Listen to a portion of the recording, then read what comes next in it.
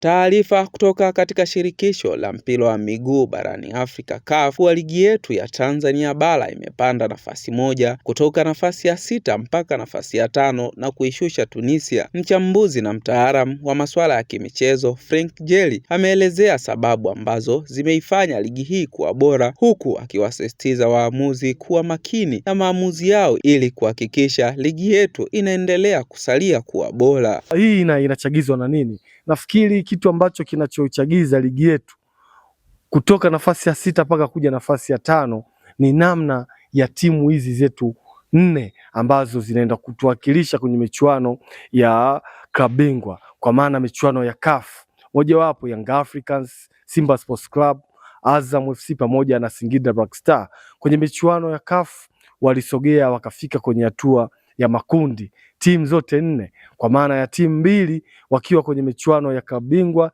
timu 2 wakiwa hapo kwenye michuano ya Federation.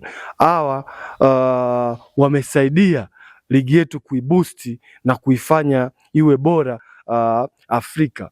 Mimi niwapongeze viongozi wa timu zote 4 kwa maana ya kuweka nguvu kwenda kusajili wachezaji ambao wanakuja kuleta impact kwenye timu zao. Japokuwa msimu huu kuna baadhi ya timu imefanya sajili, lakini baadhi ya wachezaji ya kuweza kuleta impact moja kwa moja kwenye timu, lakini haijalishi, ni bado ni timu bora, na hizi timu ndizo ambazo zinazofanya ligi yetu kuwa bora na kuifanya ligi yetu kuwa nafasi ya 5 leo hii.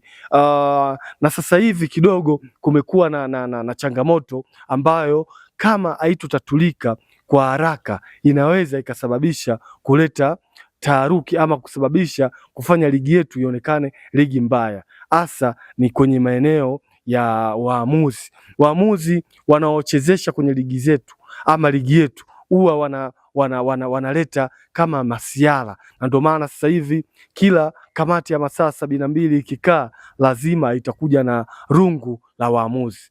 Nafikiri waamuzi ama kamati ya waamuzi, wale viongozi wao wanapaswa wawe makini kwenye namna ya kuwachagua waamuzi ambao wanaenda kuchezesha kwenye mechi mbalimbali za ligi yetu, ama waone namna gani wanawaandaa vizuri hao waamuzi, ili mradi wasije wakaleta shida ama wakasababisha ligi yetu ikaporomoka, ambao hizi vilabu 4 vinasababisha ama vinachangia ligi yetu kukua. Lakini naona kuna baadhi ya waamuzi wanaleta masiara baada ya kupangiwa mechi kwenda kuchezesha.